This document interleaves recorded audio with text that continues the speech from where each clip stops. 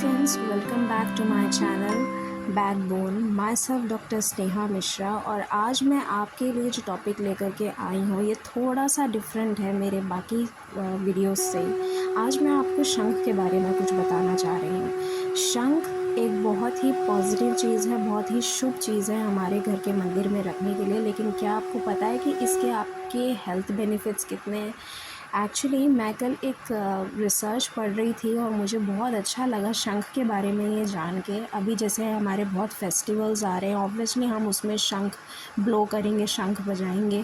तो क्यों ना हम इसको एक हेल्थ इम्प्रूव करने के पॉइंट ऑफ व्यू से भी हम इसे समझें कि एक्चुअली जो शंख है वो ना सिर्फ आपके घर में एक पॉजिटिव वाइब्स लेकर के आता है, बट इसके इतने हेल्थ बेनिफिट्स हैं, स्पेशली उन लोगों के लिए जिनको रिस्पायरेशन से प्रॉब्लम रहती है, मतलब सांस से रिलेटेड कोई ना कोई प्रॉब्लम रहती है, जिनको लंग्स में कोई ना कोई इशू है, जिनको यूरिन इनकॉन्टिनेंस रहता है, फीमेल्स में जो प्रॉब्लम्स होती हैं उनमें इसको बजाने से वो किस तरह से रिज़ॉल्व होती है। ये सब रिसर्च में जब मैंने पढ़ा तो मुझे लगा कि ऑब्वियसली इनको मुझे आपके साथ शेयर करना चाहिए।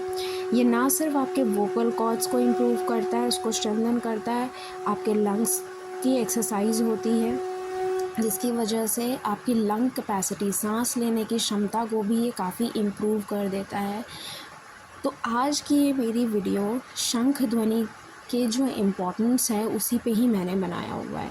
शंख ब्लो करने से एक ऐसे वाइब्रेशंस क्रिएट होती हैं आपके एनवायरनमेंट में जो बहुत सारे बैक्टीरियाज़ को इनएक्टिव करने के लिए या फिर उनको मारने की क्षमता रखती है। मतलब ऐसे बैक्टीरियाज़ जो आपके एनवायरनमेंट में हैं जो कि सांस से रिलेटेड इशू क्रिएट कर देते हैं, लोगों को मतलब एलर्जी की प्रॉब्लम हो जाती है, यहाँ तक कि इसकी वाइब्रेशन कॉलेरा, मलेरिया या इस तरह के जो इन्फेक्शियस बैक्टीरियाज़ हैं उनको मारने या इनएक्टिव करने की भी क्षमता रखता है। रेस्पिरेटरी डिजीज़ के लिए, आपके लंग्स के लिए तो मैं कह सकती हूँ कि शंख ध्वनि, शंख को डेली ब्लो करने से, बजाने से ये बहुत इम्प्रूव करता है आपके रेस्पिरेशन को। तो फर्स्ट ऑफ ऑल मैं आपको ये समझाती हूँ कि कैसा होता है आपका रेस्पिरेशन। तो आप इस डायग्राम में ये देखेंगे कि हमारे लंग्स, हमारे जो फेफड़े हैं वो किस तरह से होते हैं हमारी बॉडी में। नीचे डायफ्राम मसल है जो कि मेन मसल होती है रेस्पिरेशन की। इस पर कैसे वर्क करता है शंख ध्वनि वो मैं आपको इसके द्वारा बताऊंगी।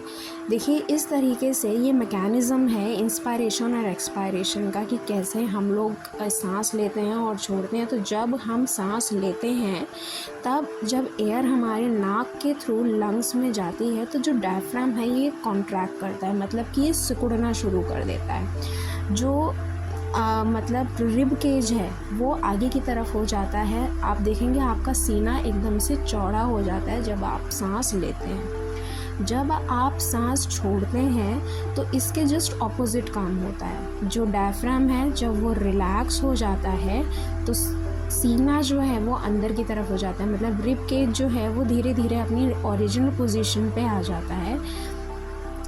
लेकिन किस तरीके से जब रेस्पिरेटरी डिसऑर्डर्स होते हैं, जब सांस से रिलेटेड कोई डिजीज़ होती है, जो पेशेंट होता है जैसे कि एस्थमा है, COPD है, ILD है, तो किस तरीके से ये अफेक्ट होती है। जब मैं जैसे एग्जांपल के तौर पर बताऊं कि अगर किसी को एस्थमा है तो उसका लंग पूरी तरह से एक्सपैंड नहीं हो पाता, उसकी रेस्पिरेटरी मसल्स वीक हो जाती हैं।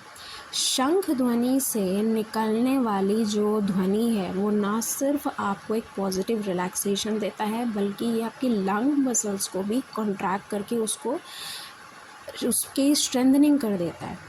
पहले ज़माने में, हज़ारों साल पहले जब लोग शंख बजाया करते थे, जब स्पायरोमेट्री का कोई फंडा था नहीं।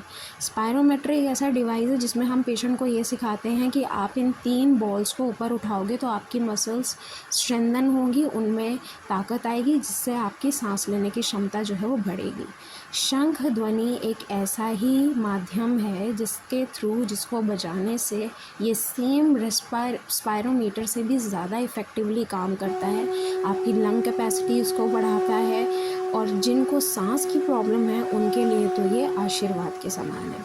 रोज़ शंख बजाइए, आपके घर में ना सिर्फ पॉजिटिव डिवाइन एनर्जीज़ होंगी, बल्कि आपको बहुत हेल्थ बेनिफिट्स भी मिलेंगे। अगर आपको मेरी ये वीडियो पसंद आई हो, आप ज़रूर मेरे चैनल को सब्सक्राइब करिए, शेयर कीजिए, मेरी वीडियो को ज़रूर लाइक कीजिएगा। Thank you.